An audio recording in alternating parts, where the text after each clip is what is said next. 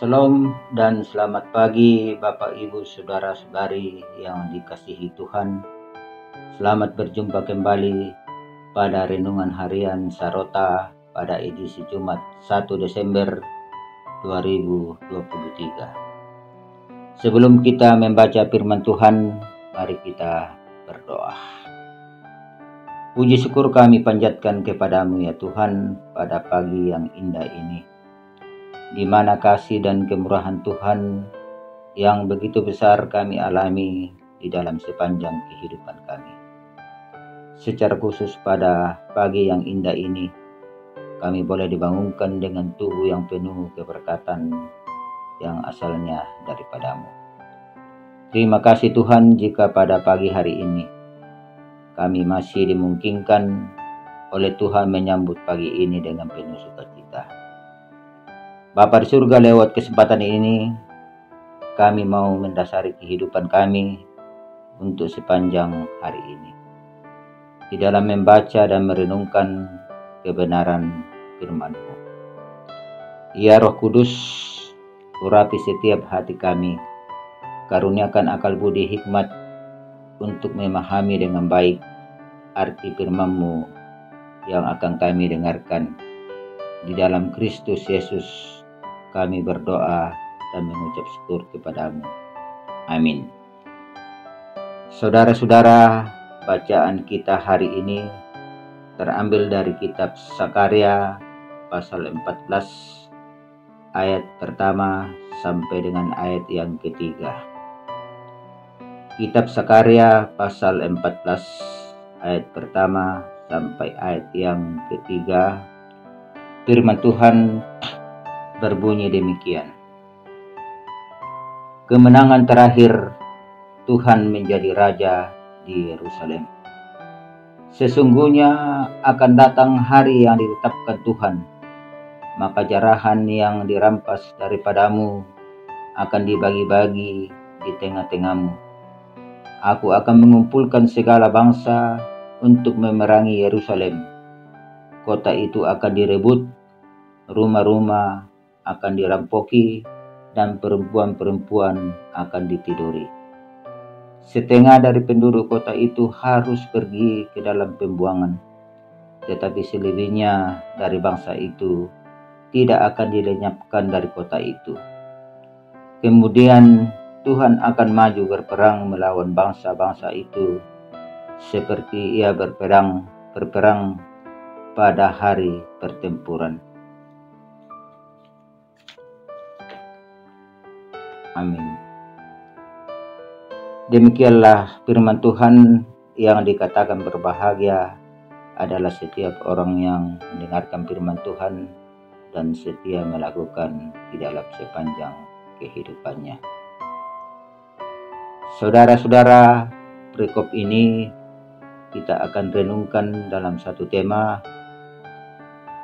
yang berjudul kemenangan terakhir. Batu yake di patamay basa toraya nakwa kapatalon undin.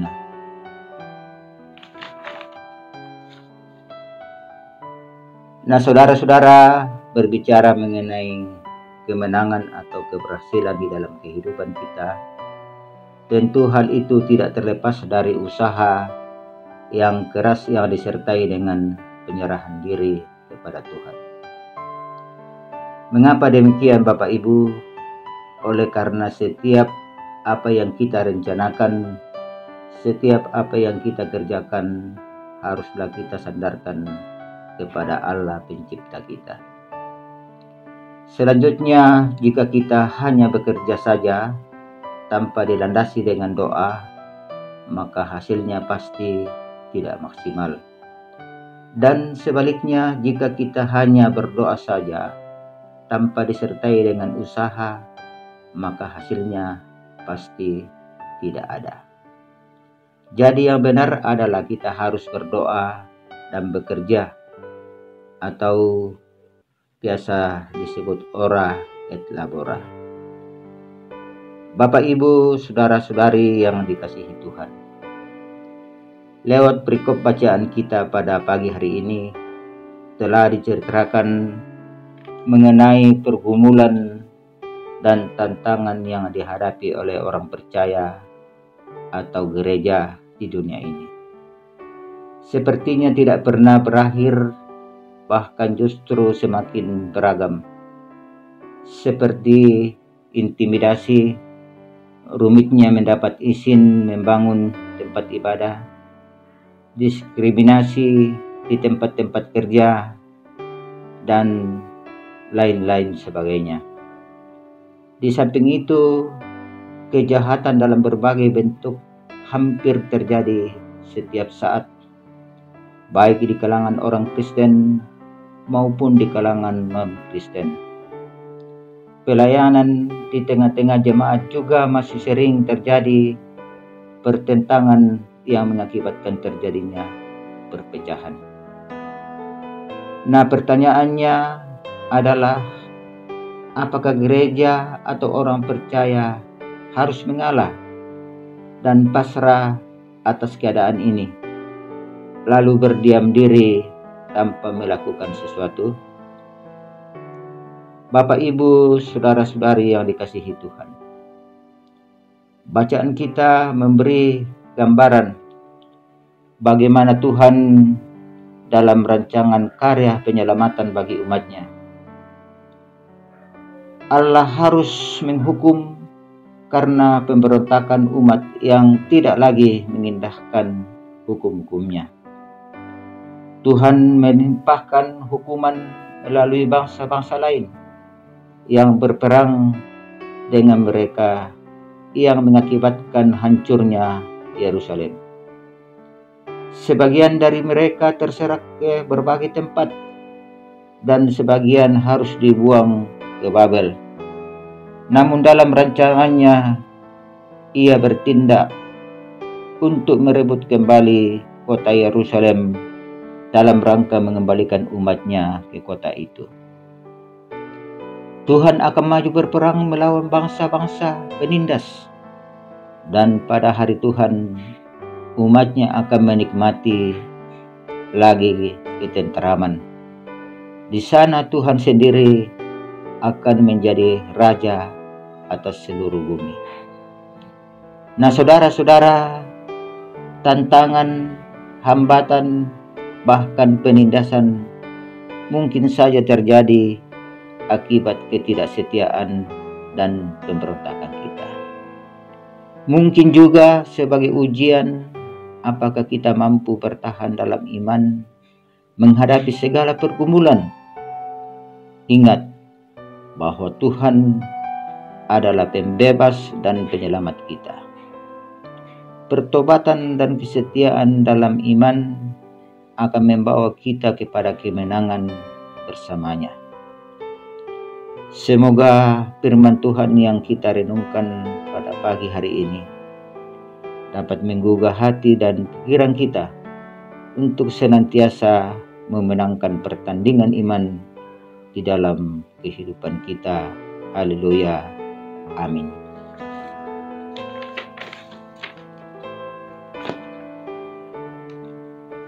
Saudara-saudara, mari kita berdoa. Sekali lagi kami datang tunduk merendahkan diri di hadapan hadirat-Mu ya Allah, atas segala kasih dan pertolongan-Mu, di mana di dalam waktu sejenak Engkau telah memberikan kesempatan kepada kami untuk membaca dan merenungkan akan kebenaran firman-Mu.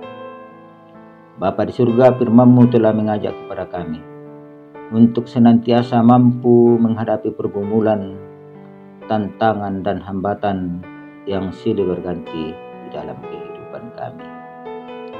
Terima kasih Tuhan, Engkau telah mengampuni dosa-dosa kami lewat pengorbanan-Mu di kayu salib. Ajar kami ya Tuhan untuk senantiasa setia dan taat kepadamu, agar supaya hidup ini boleh bermakna dan berkenan di hadapan-Mu. Bapa di surga, berdoa buat kedua hamba-Mu Bapak Pendeta Soekarto Tangguh Padang bersama dengan Ibu Pendeta Yuliana Abadi Samperura yang Engkau telah tempatkan di jemaat kami, jemaat Cewek Cempagaya, untuk melayani jemaat-Mu. Berkati hamba-Mu ya Tuhan, karuniakan akal budi hikmat kepadanya. Biarlah kedua hamba-Mu ini setia di dalam mengangkat tugas pelayanan yang Tuhan telah percayakan kepadanya. Berdoa juga buat jemaat-Mu dari kelompok 1 sampai dengan kelompok 6. Ke dalam tangan-Mu kami serahkan seluruh kehidupannya. Berkati mereka di dalam rumah tangganya masing-masing, di dalam pekerjaannya masing-masing. Yang sakit Tuhan jamah, dan sembuhkan mereka, baik yang dirawat di rumah sakit maupun yang dirawat di rumah masing-masing. Kami yakin dan percaya lewat bilur-bilur-Mu mereka akan menjadi sembuh.